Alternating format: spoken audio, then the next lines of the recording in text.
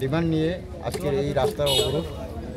তো এক নম্বরে আছে বিশেষ করে এটা শুধু ত্রিপুরার সমস্যা নয়, এটা সারা ভারতবর্ষের সমস্যা, যেটা গত 19 তারিখ মে 2025 ভারত সরকার দ্বারা যে নোটিশ জারি করার যে বিষয়টা, বেআইনি অনুপ্রবেশকারীদের চিহ্নিত করে পুশব্যাক করার জন্য যে নোটিশ জারি করা হয়েছিল, মূলত সেই বিষয়টাই এক নম্বরে আছে, এটাই বেশি ইম্পর্টেন্ট। এর সাথে আরও 7টা জড়িত আছে। বিভিন্ন ডিস্ট্রিক্ট ওয়াইজ ডিটেনশন ক্যাম্প তৈরি করা এবং বেআইনি অনুপ্রবেশকারীদের চিহ্নিত করে ডিটেইন করা।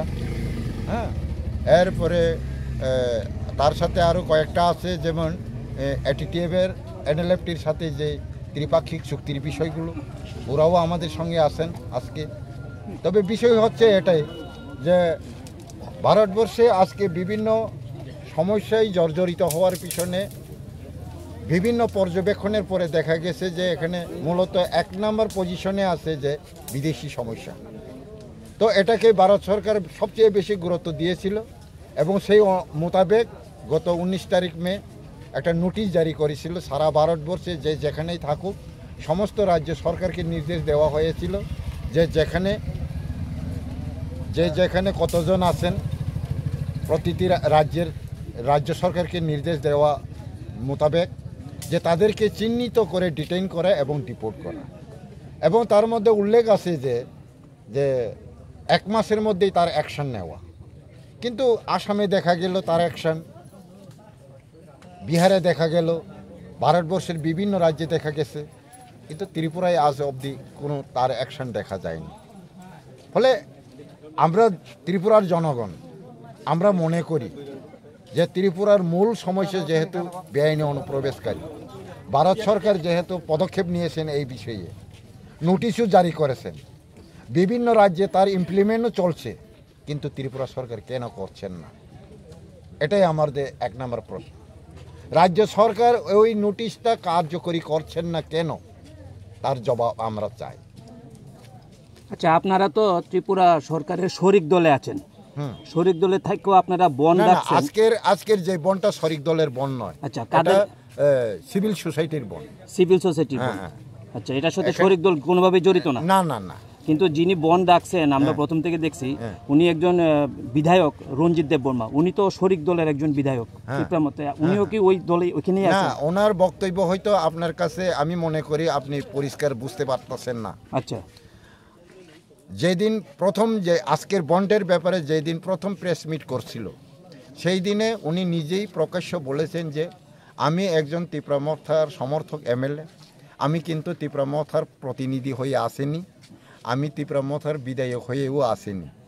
সিভিল সোসাইটির যেই ডাকা, যেই ইস্যু নিয়ে বন্ড ডাকা, এটা আমি সমর্থন করি, ব্যক্তিগতভাবে আমি এসেছি, আমি পার্টির হয়ে আসেনি।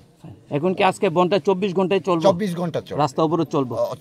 আচ্ছা, রাজ্যের যে বিরোধী দলনেতা আছে জিতেন চৌধুরী, উনি বলেছেন যে আপনারা যে বন্ডটা ডেকেছেন এটা কোনো যুক্তিকতা নেই এবং এটা একটা নাটক মঞ্চ, সে বিষয়টা কীভাবে বলছেন? তো আমার মনে হয় উনি নাটক মঞ্চ বলতেই পারেন, কারণ ওরা তো রাজনৈতিক ব্যবসা করেন।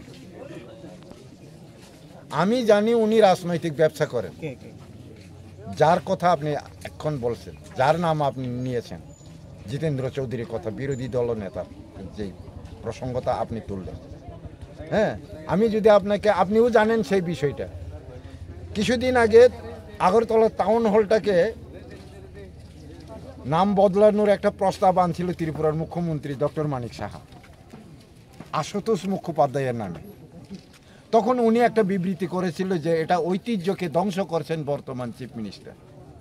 আমি জিতেন চৌধুরী বাবুকে প্রশ্ন করতে চাই যে উনি যদি রাজনৈতিক ব্যবসা না করেন, ওনার আমলেই তো আস্তাবল মাঠ বিবেকানন্দ ময়দান হয়েছিল, কেন তখন ওনার আওয়াজ ছিল না? সেই গান জাগ্রত, সেই ঐতিহ্যর ধ্বংসের বিষয়টা তার নজরে পড়ল না কেন?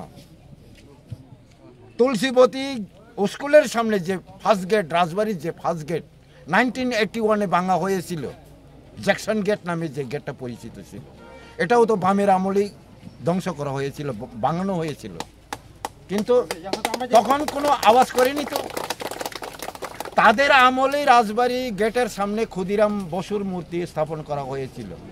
সূর্য সেনের মূর্তি স্থাপন করা হয়েছিল। আমার মতে ত্রিপুরার রাজবাড়ি এটা ত্রিপুরার ঐতিহ্য, এটা একটা প্রটেক্টেড এরিয়া, এটা ত্রিপুরা কোনো এককালে রাজতন্ত্র ছিল তার প্রতীক চিহ্ন, এটা ট্যুরিজম হিসেবে বর্তমানে চিহ্নিত করা। কেন তার সামনে ক্ষুদিরাম বসুর মূর্তি হবে, কেন তার সামনে সূর্য সেনের মূর্তি হবে? আমি অস্বীকার করব না যে সূর্য সেন ক্ষুদিরাম বসু ভারতের স্বাধীনতার সংগ্রামী নয়, ওরা যথেষ্ট সংগ্রাম করেছে, কিন্তু তার অর্থ এই নয় যে তার মূর্তি আমার দরজার সামনে স্থাপন করতে হবে, এমন তো কোনো আইন নেই। অন্য কোনো একটা মিউজিয়ামে তৈরি করেন, অন্য কোনো একটা ইম্পর্টেন্ট জায়গাতে তৈরি করেন, অথবা ক্ষুদিরাম সূর্য সেনের মতো মহামানবদের নামে একটা মিউজিয়াম তৈরি করেন, তাদের নামে একটা বড় একটা ন্যাশনাল ইন্টারন্যাশনাল লেভেলের একটা স্টেডিয়াম তৈরি করেন, তাতে দুঃখ নাই তো। কিন্তু রাজপ্রাসাদের সামনে কেন হবেন, উজ্জয়ন্ত প্যালেসের সামনে কেন হবে? এটা কি যুক্তি আছে? তে নিজের অযুক্তিটা সে চোখে পড়ে না, অন্যের অযুক্তি কি করে চোখে পড়লো? আপনারা যেহেতু মিডিয়ার কাজ করেন, আপনি প্রশ্ন করেন যে আপনি এটা অযুক্তি মনে করলে দাবি করার কি পাবলিকের অধিকার আছে কি নাই? সংবিধান কি বলে? একটা ডেমোক্রেসি কান্ট্রির নাগরিকের আত্মপ্রকাশের অধিকার আছে কি? ন্যায় বিচার চাওয়ার অধিকার আছে কি না? বেঁচে থাকার অধিকার আছে কি না? প্রটেস্ট করার অধিকার আছে কি না? আত্মনিয়ন্ত্রণ অধিকার আছে কি না? জিজ্ঞেস করতে পারেন সংবিধান কি বলে। একটা বাপের 3 ছেলে যদি হয়, একজনের 60-এর সমস্যা থাকতে পারে, আর একজন প্যান্টের সমস্যা থাকতে পারে, আর একজন পাঠ্য বইয়ের সমস্যা থাকতে পারে। একটা ভাই লঙ্গি চেয়েছেন বলে আর একটা ভাই বই খাতা কলম চাইতে পারবে না, এমন তো কোনো কথা নয়। আজকের ইস্যুটা জিতেন্দ্র চৌধুরীর কাছে হয়তো সামান্য হতে পারে, কিন্তু ত্রিপুরাবাসীর কাছে তো একটা মোস্ট ইম্পর্টেন্ট ডিমান্ড।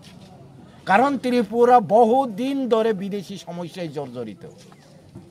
আমি যদি বলি জিতেন্দ্র চৌধুরীর আমলে অসংখ্য বাংলাদেশে এই রাজ্যে অবৈধভাবে প্রবেশ করেছেন এবং ওরা সবাই অবৈধভাবে নাগরিকত্ব নিয়ে রাজত্ব করছেন। উনি তো নিজেকে বলে যে উনি জনদরদি উপজাতিদের জন্য।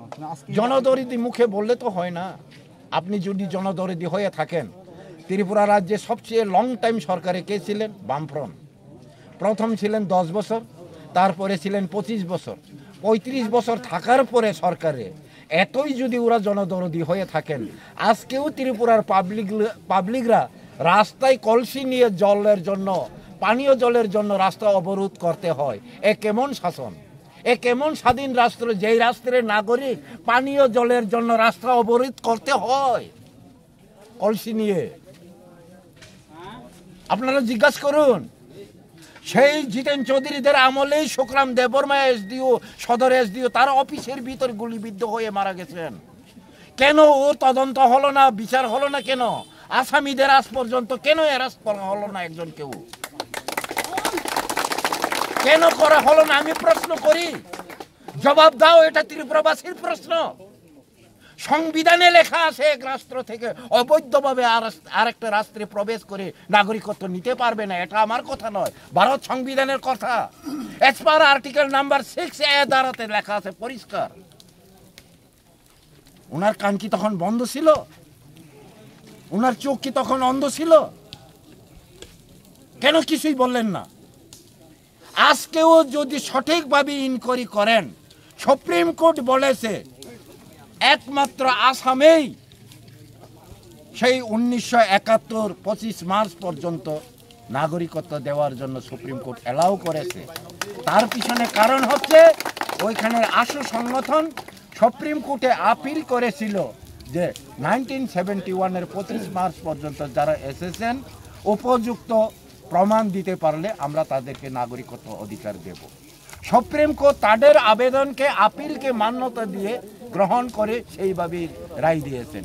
কিন্তু বাকি রাজ্যে আর্টিকেল নাম্বার 6A ধারা মোতাবেক 1948-এর পরে যারা এসেছেন তারা কোনোভাবেই নাগরিকত্ব পেতে পারে না, তারা কোনো দিন নাগরিক হতে পারবে না। তাদেরকে চিহ্নিত করে ডিটেইন করে ডিপোর্ট করার নির্দেশ দেওয়া হয়েছে।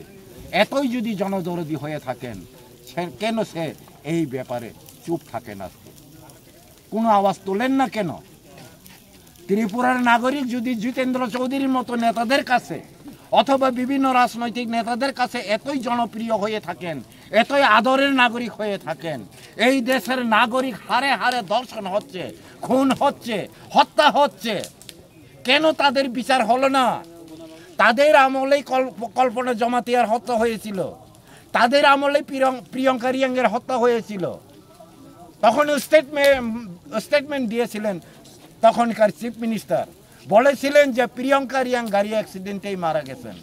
আমি মনে করি কোনো অ্যাক্সিডেন্টের ইনভেস্টিগেশন পুলিশ ডিপার্টমেন্ট করে, চিফ মিনিস্টার তো করেন না। কেন চিফ মিনিস্টার স্টেটমেন্ট দিলেন, কোন যুক্তিতে? আমি প্রশ্ন করব তৎকালীন সেই মুখ্যমন্ত্রীকে, প্রিয়ঙ্কা রিয়াং যদি গাড়ি অ্যাক্সিডেন্টেই মারা গিয়ে থাকেন, কত নাম্বার গাড়ি ছিল? গাড়ির নাম্বার তো বললেন না। কি গাড়ি ছিল তাও তো বললেন না। ওই গাড়িতে আরও কতজন প্যাসেঞ্জার ছিল তাও তো দিল না, কোনো স্টেটমেন্টে বলল না। কতজন আরও আহত হয়েছেন অথবা নিহত হয়েছেন তাও বলল না। আর বাকি আহত নিহতরা কোন হসপিটালে চিকিৎসাধীনে রয়েছেন, ড্রাইভার বাবু কে ছিলেন, কিছুই তো বললেন না। গাড়ি অ্যাক্সিডেন্টেই যদি প্রিয়ঙ্কা রিয়াং মারা গিয়ে থাকেন, তাহলে তার হাত ভাঙতে পারে, মাথা ভাঙতে পারে, কোমর ভাঙতে পারে, সে গাড়ির চাপায় পিস হয়ে চ্যাপ্টা হয়ে যেতে পারে। শরীরের কাপড় তো হারিয়ে যাওয়ার কথা নয়। প্রিয়ঙ্কা রিয়াংকে তো উলঙ্গ অবস্থায় রাস্তার সাইডে অনেক দূরে জঙ্গলের ভিতরে পাওয়া গেছে, অক্ষত শরীর, কিন্তু শরীরে প্রাণ নেই, উলঙ্গ, কাপড় বিহীন। কেন? এটা কি সন্দেহজনক মৃত্যু নয়? এটা কি স্বাভাবিক মৃত্যু? এটা কি অস্বাভাবিক মৃত্যু নয়? তার জন্য যদি এত জনদরদি হয়ে থাকেন ত্রিপুরার প্রতিটি সরকার, আমি শুধু জিতেন্দ্র চৌধুরীকে বলবো না, প্রতিটি রাজনৈতিক নেতা, জনপ্রতিনিধি এবং সরকারকে প্রশ্ন করব যে আপনারা যদি এতই জনদরদি হয়ে থাকেন, তাদের ইনভেস্টিগেশন করলেন না কেন?